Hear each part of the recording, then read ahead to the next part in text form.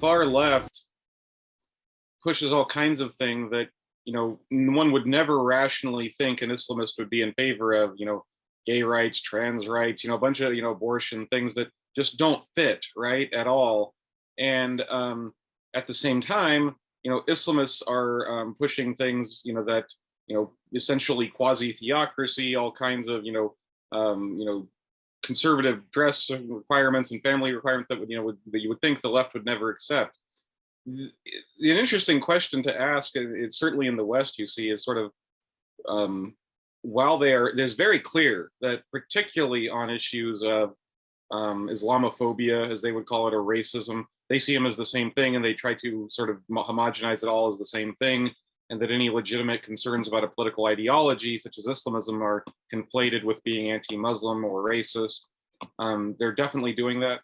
But there's an interesting, weird thing here that's happening when you actually see, some imams and, some hardline imams getting concerned that they have all these young Muslims that all of a sudden are, actually wearing rainbow flags and all this kind of thing.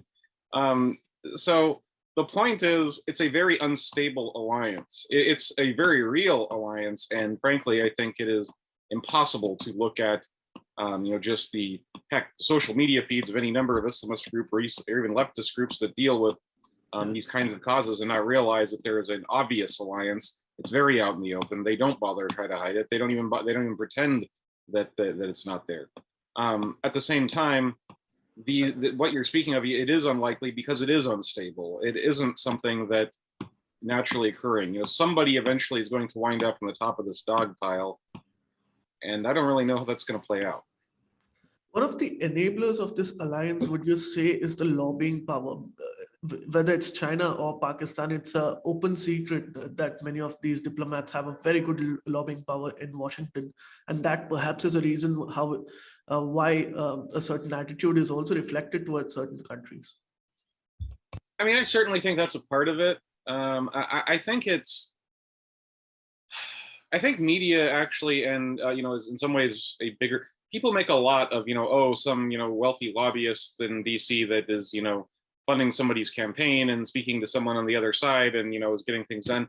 And that can certainly happen in small things that aren't getting lots of public attention. I think that has a lot less to do with things that are getting a lot of public attention. And I think that to the degree these things get public attention, I do think that media, grassroots activism probably has more to do with it.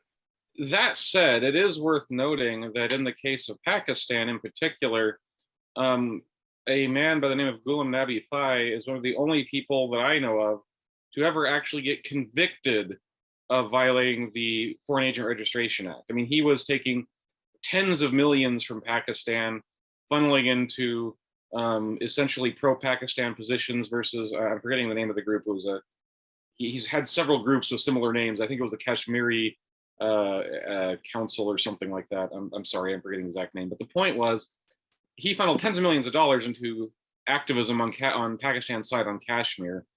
And then ended up actually getting convicted because, he wasn't reporting that. He wasn't going through the proper channels, went to jail, got out, and is now doing the exact same thing. Now, I cannot prove that he's still getting Pakistani money for doing that.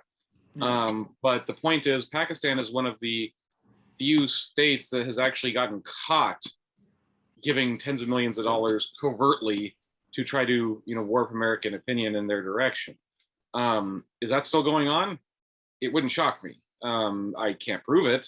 I'm not saying it is, but if it were happening, I wouldn't be totally shocked. And the reason I wouldn't be totally shocked was they've been caught before. And you certainly have sympathetic audiences, not only in the, Pakistani diaspora, which might be understandable, even if misguided in my view, but also in different Islamist groups. And as you point out, since these Islamist groups are close with other leftist groups, it winds up being a channel to, fairly powerful people in Congress and in the administration at times.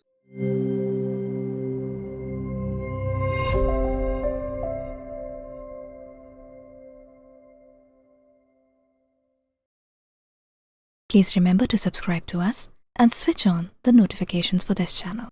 For our other social media links, more content, and to support our work, please visit citti.net.